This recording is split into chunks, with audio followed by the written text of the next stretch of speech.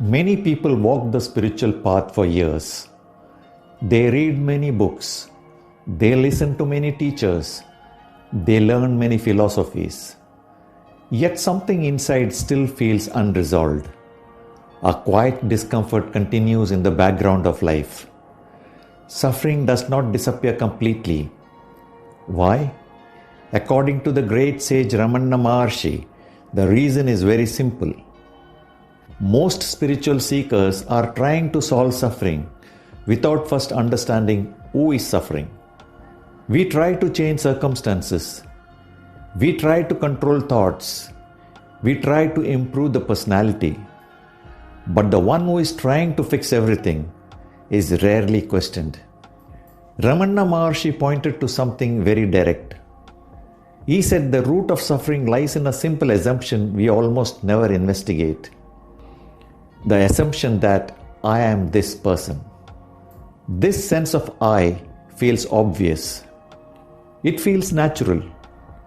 But if we look closely, it is actually made of many layers. Memories, roles, beliefs, personal history, opinions about ourselves. Gradually, all these pieces combine to form what we call me. And once this identity is believed without question, life begins to revolve around protecting it. We defend it. We worry about it.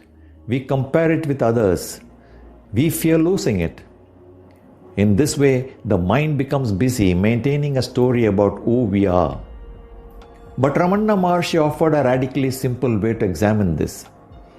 He suggested asking one question, not as a philosophy, not as a belief, but as a direct investigation. The question is, who am I? At first, the mind may answer quickly, I am this person, I am this body, I am this personality. But Ramana Maharshi encouraged seekers to look deeper. If you say you are the body, observe carefully. The body is constantly changing. Cells change. Appearance changes. Even sensations change from moment to moment. Yet something inside remains aware of these changes. So are you the changing body? Or the awareness that notices the body? Then we look at thoughts. Thoughts appear and disappear continuously. One thought replaces another. Some are pleasant, some are disturbing. But the moment a thought arises, something is already aware of it. If thoughts come and go, can they truly be what you are? Ramana Maharshi asked seekers to follow the sense of I back to its source. Instead of chasing thoughts, simply observe. To whom do these thoughts appear? The answer naturally comes, they appear to me. Then inquire again, who is this me? This question is not meant to create more thinking. It is meant to turn attention inward. Each time a thought appears, gently ask, who is experiencing this? Gradually something remarkable begins to happen. The mind slows down.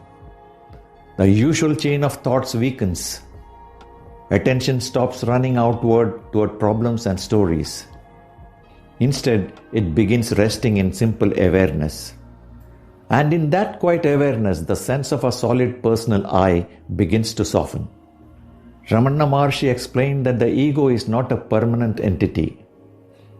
It is simply a habit of identification, a habit of believing every thought that says I. When attention returns to its source again and again, the ego loses its strength. Not because it is destroyed violently, but because it is seen clearly, like a shadow disappearing in sunlight. In this clarity, something very peaceful becomes obvious. The awareness that observes everything has always been present. It was present before every thought. It remains after every thought fades. And this awareness itself does not suffer. Suffering belongs to the story of the mind, but awareness simply witnesses.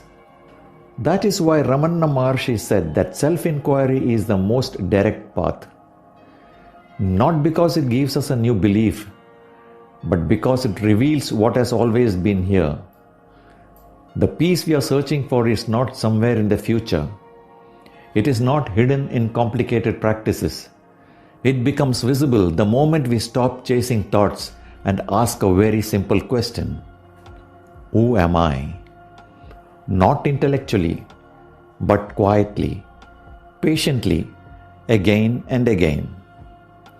Over time, the question begins to dissolve the illusion of the separate self. And when the illusion weakens, suffering naturally loses its foundation. What remains is something very simple: stillness, clarity, and a quiet sense of being that was never disturbed. This is the heart of the teaching of Ramana Maharshi.